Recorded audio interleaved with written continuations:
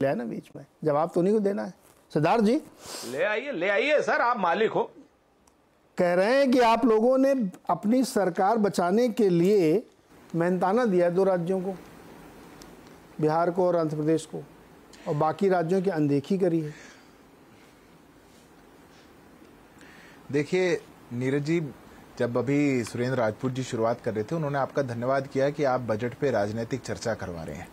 उनने धन्यवाद इसलिए किया क्योंकि वो बजट पे सिर्फ राजनीति ही करना चाहते हैं। अगर वो सार्थक चर्चा करते होते तो वो ऐसी बातें नहीं बोलते जैसा वो कह रहे हैं। बट हाँ, बात राजनीतिक चर्चा की है तो बिल्कुल हम कहना चाहते हैं। अभी इनका कंफ्यूजन देखिए, किसी एक पार्टी का एक बजट को लेकर के ऐसा द्वंद्व मैं मानता नहीं कि भारत के इतिहास में कभी रहा होगा।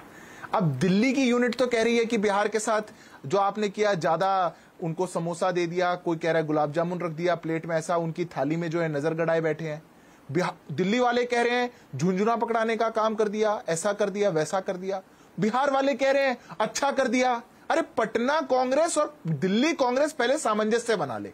दूसरी बात, हमारे को कह रहे हैं हमारे ही मैनिफेस्टो को चुरा लिया, ये बजट ऐसा है, और फिर कह रहे हैं ये बजट बहुत खराब है। तो मतलब आपका मैनिफेस्टो बहुत खराब था। कंफ्यूजन देखिए इनका, क्योंकि जिन लोगों को देश की किसी नीति से कोई लेना देना ना हो, उन्हीं के मुंह से ऐसी बातें निकल के आती हैं। अब मैं आपके सवाल का जवाब देता हूं। देखिए, वैसे तो जिन लोगों ने देश में सबसे ज्यादा सत्ता चलाई हो, मैं मानता नहीं कि वो लोग इतने नासमझ होंगे कि वो ये मानते होंगे कि बजट में जिन राज्यों का नाम लिया गया है पैसा उन्हीं को दिया जाता है, या बजट एलोकेशन स्टेट्स के हिसाब से कैसे होता है ये उनको ना पता हो। मैं मानता हूं कि सुरेंद्र राजपूत जी को पता है, पर आज के वर्तमान समय की राजनीति की रिक्वायरमेंट ऐसी है कि उनको टीवी पे बैठ करके और उनके नेताओं को बाहर मीडिया बाइट में ऐसे बोलना ही पड़ेगा, और एक कंफ्यूजन क्रिएट करने के प्रयास वो करेंगे। पर वो समझदार है, मैं ये बात जानता हूं। 18% मिला है उत्तर प्रदेश को, 18% शेयर है, नाम नहीं लिया गया था। अब आप खुश होकर के बताइए, जिन राज्यों का नाम लिया गया, क्या आपको लगता है कि पूरा बजट उन्हीं राज्यों को दिया जा रहा है? अरे बजट तो इतना बड़ा है, स्टेट्स अपने यहां से डीपीआर बना करके भेजते हैं, स्कीम्स का पैसा उन स्टेट्स को दिया जाता है। एक कॉम्पिटिटिव फेडरलिज्म की बात इस देश में देश की राष्ट्रपति ऑलरेडी कह चुकी हैं। जो राज्य अच्छा परफॉर्म करता है, हर स्कीम के तहत हर स्कीम का पैसा हर राज्य को सवाल है। सिद्धार्थ, मैं आपको उदाहरण के लिए बताऊं। सिद्धार्थ जी सवाल ले लीजिए, बहुत लंबी चर्चा नहीं, क्योंकि बजट हो गया, ज्यादातर लोगों को मालूम है। आपकी सरकार पहले भी थी ना, सेकंड टर्म वाली। आपकी आवाज देरी हो रही है, इसलिए मैं आपको लगा होगा लेट रुका हूं जी। नहीं, मैं हम आपसे ही बात करेंगे, और कोई नहीं बीच में मरे, तो मैं तो कभी भी पूछ सकता हूं सवाल। पिछली सरकार में भी आप बिहार और आंध्र को दे सकते थे, क्यों नहीं दिया था? अब आपको तीसरे टर्म में पता चला कि इन 2 राज्यों को विशेष मदद चाहिए। मैं जवाब दे देता हूं। पहले मैं बस एक जो उदाहरण सुरेंद्र जी का कंफ्यूजन दूर कर रहा था, मैं उसको एक उदाहरण से दे देता हूं। मैं वैसे हर स्कीम का दे सकता हूं, पर मैं एक का उदाहरण देता हूं। अब रूरल डेवलपमेंट के इंफ्रास्ट्रक्चर के लिए 2,60,000 करोड़ का एक एलोकेशन देश के बजट में किया गया है। यह देश के सभी राज्यों के लिए है। अगर आज पीएम किसान सम्मान निधि जाएगी, देश के सभी राज्यों में बराबर जाएगी। अगर आज देश में मुद्रा लोन को 10,000 से बढ़ा करके 10 लाख से बढ़ा के 20 लाख किया गया, वो देश के सभी राज्य के लोगों के लिए। ऐसी अनेक स्कीम है, मैं पूरा बजट गिन सकता हूं। तो ये जो कंफ्यूजन क्रिएट कर रही है पूरी कांग्रेस पार्टी, वो ऐसा ना करे, इतने भी ना समझी ना दिखाए। पहला मेरा आग्रह ऐसा है। दूसरी बात, मैं आपका जवाब देता हूं, और फिर सुरेंद्र जी की 1 सेकंड की बात रह गई थी, मैं उसका जवाब भी दूंगा। ऐसा नहीं है कि बिहार को या आंध्रा को या और कोई राज्य जो थे उनको पहली बार पैसा दिया गया, ऐसा तो बिल्कुल नहीं है नीरज जी। आप तो खुद ही एक बिजनेस फाइनेंस का चैनल चलाते हैं। पिछले सरकार में भी, पिछले साल में भी हमारी सरकार ने बहुत से 15,000 करोड़, 25,000 करोड़ अलग अलग पैकेजेस बिहार को देने का काम किया था। क्या तो कांग्रेस पार्टी और पूरा इंडिया अलायंस बता दे कि बिहार को आर्थिक सहायता की आवश्यकता है या नहीं है। अगर है तो हम दे रहे हैं, तो दिक्कत क्या है? ऐसी क्या नफरत है बिहार से आपको? और अगर नहीं है तो फिर आप क्यों झुंझुना लेके घूमते हैं कि ऐसा करना चाहिए, वैसा करना चाहिए? ये द्वंद की बात नहीं होनी चाहिए। पर मैं अंतिम में एक बात जरूर कहूंगा। अभी सुरेंद्र राजपूत जी जब बड़ी लंबी छोड़ रहे थे, तो उन्होंने कहा था इस बजट में काश ऐसा भी होता कि पेट्रोलियम डीजल के कुछ प्राइसेस कम होते। पहले तो सुरेंद्र जी, बजट में पेट्रोलियम डीजल के प्राइसेस कम नहीं होते हैं। कैसे होते हैं आपको पता है। 3 साल के अंदर 21, 22 और 23 3 बार एक्साइज ड्यूटी हमने घटाई। आप लोग क्यों नहीं घटा पाए? हिमाचल ने क्यों बढ़ा दी भैया? पंजाब ने क्यों बढ़ा दी?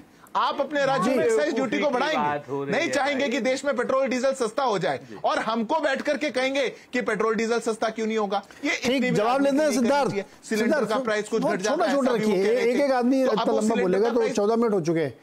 राजपूत जी जवाब दीजिए, आप भी क्रिस्पी रखिएगा सर। सर बस ना बहुत क्रिस्प, बड़ा छोटा सा चश्मा गया उतार लिया। बात नहीं, सिद्धार्थ भाई बहुत बड़ा। जी जी, अरे वो जरूरत नहीं ना पढ़ने की, ऐसी बात कर दी इन्होंने। कहा कि साहब हाँ, बजट में पेट्रोल के दाम कम नहीं होते हैं। गजब की भाई नॉलेज है, भगवान आपको प्रणाम करता हूं मैं। आप जो है हरियाणा की असेंबली में जरूर पहुंचे। आप एक्साइज ड्यूटी तो केंद्र सरकार के बजट में ही कम होती है मित्र, और हमने तो एक्साइज ड्यूटी 1 लीटर पेट्रोल पे 2014 में 10 रुपए लेते थे और डीजल में लेते थे 3 रुपए 59 पैसे। वो वैट होता है जो राज्य सरकारें करती है, उसको जो जीएसटी और या वैट की वो बजट में ही घटाई थी। बीच में मत बोलो भाई, आपको बात समझा रहा हूं वो ये है कि एक्साइज ड्यूटी सरकार कभी भी घटा सकती है। सिद्धार्थ आप उसका भी जवाब दो। ये गलत बात, सिद्धार्थ अपनी बात, गलत बात। वो मैं बताता, वो भी बताता। कहते हैं ना कि भाजपा इस कदर आवाम पर एहसान करती है, वो आंखें छीन लेती है और चश्मे दान करती है। आप ऐसा करते हैं, ये लोग 3 रुपए की एक्साइज ड्यूटी को 3 रुपए की एक्साइज ड्यूटी को बढ़ा के कर देते। अरे लगाओ चश्मा। उसके बाद कहते 5 रुपए कम कर दिए। अब आया समझ में चश्मा क्यों उतारा? लगाओ ना कि भाजपा जो है इस कदर जी जी तो ये लोगों ने 3 रुपए की एक्साइज ड्यूटी को 32 रुपए करके और कहा 5 रुपए कम कर दिए। ये लोगों का स्पेशल स्कीम है। ऐसे ठग है ये लोग, लुटेरे हैं ये लोग, और कहते हैं कि केंद्र सरकार के बजट में पैसे कम नहीं हो सकते, एक्साइज ड्यूटी कम नहीं हो सकती। कैसी बातें करते हैं नीरज जी, आप समझाइए इनको। अरे हो गया ना, अब मैं सबको समझाने का मैंने। हाँ सिद्धार्थ जी, बहुत छोटे में, फिर मैं बाकी मेहमानों को आ जाऊंगा, आप लोग सुनेंगे फिर। बताइए। मैं बहुत क्रिस्प जवाब दे रहा हूं। पहली बात तो उन्होंने मिसकोट किया, मैं जवाब इसलिए देना चाहता हूं। मैं जो उनको समझा रहा था वो ये था कि केंद्र सरकार ने तो बजट के अतिरिक्त भी एक्साइज ड्यूटी को कम किया, आप क्यों नहीं कर पा रहे? ये बात क्यों नहीं कहते? ये बात मैं आपको समझा रहा हूं, उस पर एक बार भी नहीं बोले। अरे सरलीकरण नहीं, अभी दोनों लोग शांत हो जाओ। मुद्दा ये है कि एक्साइज ड्यूटी कम क्यों नहीं की बजट में। वो कह रहे हैं कि साहब वैट क्यों नहीं कम किया। अभी बंगलौर में कर्नाटक में बढ़ा दी गई वैट ड्यूटी, पेट्रोल डीजल महंगा हो गया। खैर राजपूत जी ने फिर चश्मा लगा लिया है, कुछ बढ़िया नहीं पता। नहीं फर्क नहीं सर, एंड रिजल्ट ये कि दाम महंगा होगा। वैट बढ़ाओ चाहे एक्साइज। अभी कर्नाटक में बढ़ा दिया गया है। कर्नाटक की आपको एक बात पता है राजपूत जी, 22-23 का बजट जो है 13,000 करोड़ का रेवेन्यू डेफिसिट था, और अब 23,000 करोड़ का रेवेन्यू सरप्लस था, माफ कीजिएगा। अब वो डेफिसिट में जा रहे हैं 23,000 करोड़ के। अब खैर वो हर राज्य की लगभग ऐसी स्थिति बन रही है।